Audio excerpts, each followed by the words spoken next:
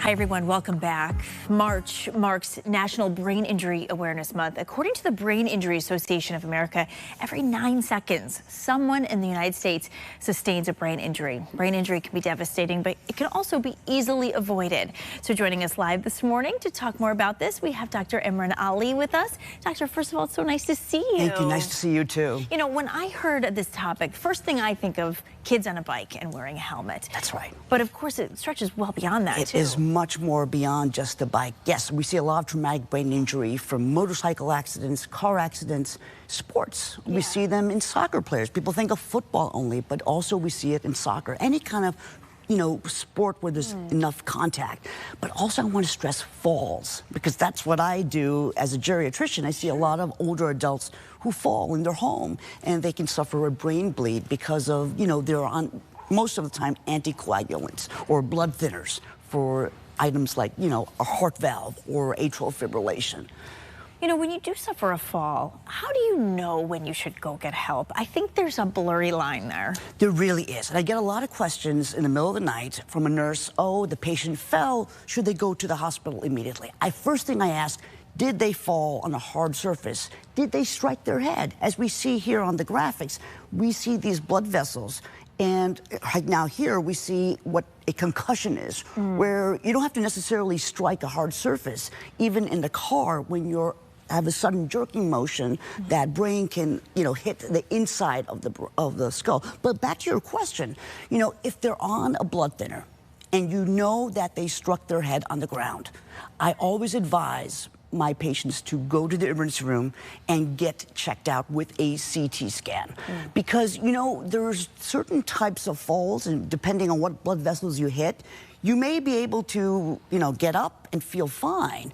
And then only later, an hour later, when the blood starts to accumulate in the brain, is when you start feeling something's wrong. And by then, the blood has expanded and it becomes a more serious injury. It might be too late.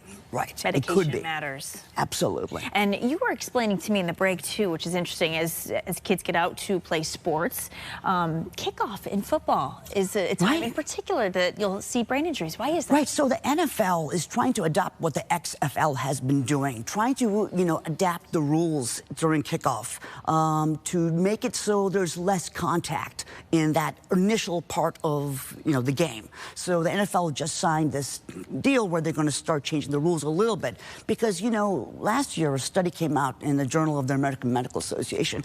Most of the football players who died before the age of 30, 40% of their brains showed signs of chronic traumatic encephalopathy. So this new phenomenon that we're seeing with people who have concussions, not necessarily brain bleeding, but concussions, where later in life they are at higher risk of getting dementia and even Parkinson's disease, because they're causing brain contusions to areas which process memory and motor movements. That's important. And we were talking about bikes too, motorcycles, also families getting out on their bikes again now that it's getting warmer out.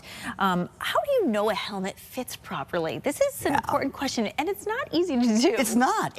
So you should have a helmet that fits snug. I know a lot of people say, well, I don't want it to be that tight, squeezing me. It should fit snug. It should have a chin strap where you can maybe put a finger underneath, but not more than a finger in between the skin and the chin strap, because the foam is going to cause that, it's going to absorb that impact. And then, the top of the helmet is shiny. And there's a reason why it is shiny, because when you hit the ground, that shiny surface is supposed to glide on the pavement, so you don't drag your neck also with it, so you don't cause any cervical injuries. So don't put too much decorations or anything on that smooth surface of the helmet.